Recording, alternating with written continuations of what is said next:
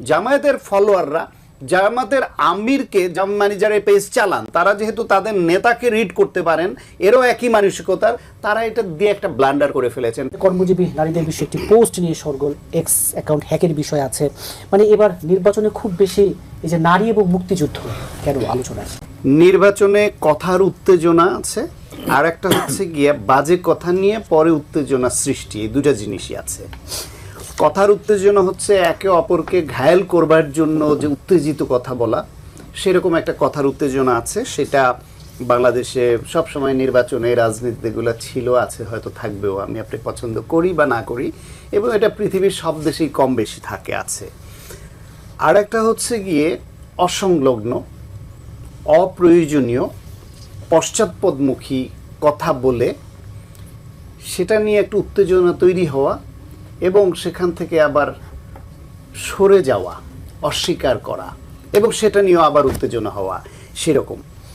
আজকে আপনার এখানে আসার আগে জামায়াতের আমিরের একটা বক্তব্য শুনতে আসছিলাম। চট্টগ্রামে অলি আহমেদ ছাতা মার্কা বোধহয় এলডিপি ওকে আছে, কিন্তু তাদের মার্কা তো ছাতা মার্কা। এই ছাতা মার্কা তার হাতে তুলে দিয়ে উনি সব জায়গায় জোটের শরিকদের অন্যদের তো মুরব্বী হিসেবে, উনি জোটের মুরব্বী না, তো জোটের মুরব্বী তার ছোট ভাই যারা আছে বয়সে ছোট বড় যাই হোক, দল হিসেবে ছোট ভাইদের হাতে মার্কাটা তুলে দেন এবং তাদের জন্য একটু দোয়া দুরুদ পড়ে দেন। সেই হিসেবে ছাতা মার্কাটা অলি আহমেদের হাতে তুলে দিলেন এবং সেইখানে বক্তব্যে তিনি বললেন যে আপনাদের এইখানের, আপনাদের কৃতি সন্তান এই মাটির, তিনি মুক্তিযুদ্ধের সময় তিনি প্রথম বললেন উই রিভোল্ট। জামাত হলো একটা রাজাকারের দল, আলবদর আল শামসের দল, গণহত্যা গণধর্ষণের অভিযুক্ত একটা দল। তারা মুক্তিযুদ্ধের পক্ষের এই বয়ানটা অপ্রয়োজনীয়ভাবে দিতে যায় কেন? না দিলে কোনো ক্ষতি ছিল বলেন তো? না দিলে তো এই মিথ্যা বলার অভিযোগটা আজকে আসে না।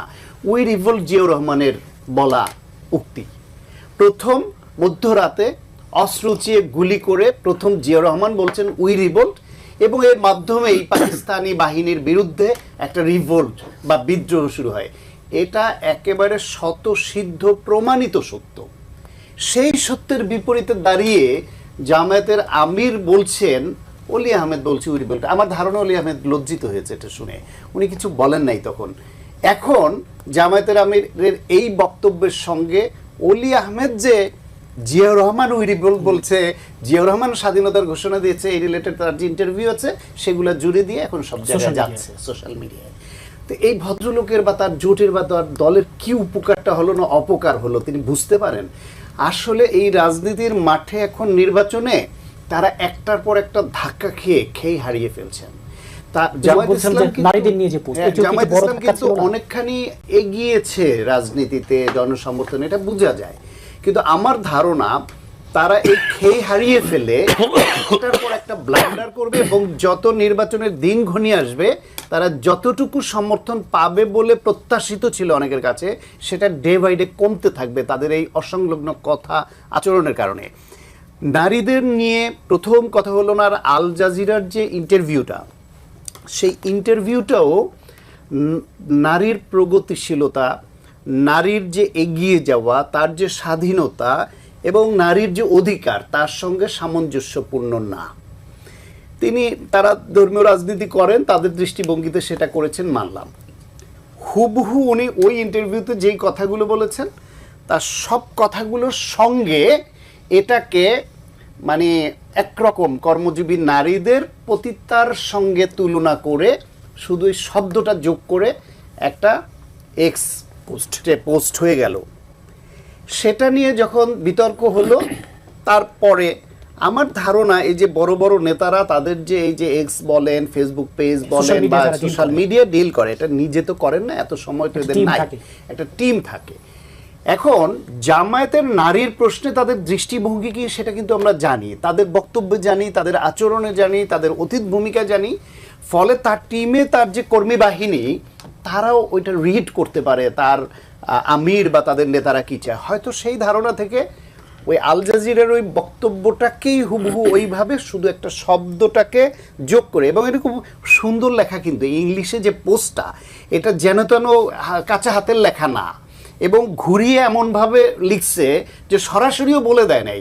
যদি জামায়াতকে জড়িয়ে এরকম একটা হাইপ তোলার জন্য কোনো গোষ্ঠী করতো তাহলে এই ভাষার লেখা হওয়ার কথা না। এক, দ্বিতীয় হলো গিয়ে এরপরে উঠলো বললো যে হ্যাক হয়েছে। হ্যাক হওয়া নিয়ে কয়দিন ধরে প্রত্যেকেই একটা কথা বলছেন, আমার কিন্তু ফেসবুক পেজ একাধিকবার হ্যাক হয়েছে এবং সেই হ্যাক হওয়া ফেসবুক যারা উদ্ধার করে দিয়েছেন তারাও আমাকে এখন বলছেন আপনি ওটা নিয়ে পোস্ট করলেন, আপনার আইডিও তো হ্যাক হয়েছিল, আমি কত ঘন্টায় উদ্ধার করে দিয়েছিলাম। কত ঘন্টায় না, বেসিক্যালি একদিন পরে উদ্ধার করে দিয়েছিল।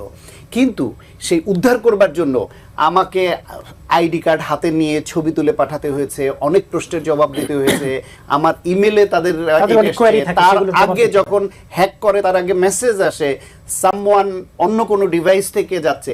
এখন তো 2 ফ্যাক্টর অথেন্টিকেশন আরও রেস্ট্রিক্টেড হয়েছে, তার উপর যদি এটা আবার ভেরিফাইড পেজ হয় তাহলে তো আরও সুরক্ষিত। সেইখানে যদি তার এটা অন্য কেউ হ্যাক করে থাকে তাহলে ওই যে তার মেলে অথবা তার মোবাইলে যে টেক্সট আসার কথা সেই মেসেজ দুইটা ওরা দেখাই দিলে হয়েছে, ওটা কিন্তু দেখাচ্ছে না। এবং এত অল্প সময়ের মধ্যে উদ্ধার হওয়া, এই মেসেজ না দেখাতে পারা, সমস্ত কিছু এটা মোটামুটি প্রমাণিত যে এইটা আসলে হ্যাক হয় নাই।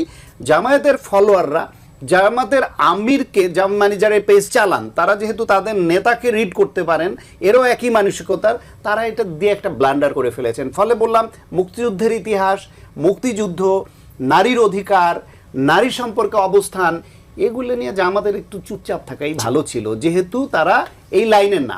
তাদের শেষ করে একটা কথা দিয়ে আর একটা যোগ করি, তাদের দলীয় নারীরা তারা বলছে পুরুষের নেতৃত্বর অধীনে নারীরা থাকবে, এটা মেনে নিয়েই তারা এই দল করে, নারী নেতৃত্বের সুযোগ নাই। সেটা অন্য করতে পারেন, ওনাদের ব্রেন ওয়াশ হয়েছে, অন্য করতে পারেন। অন্য ধর্মের তারা কেন করবে?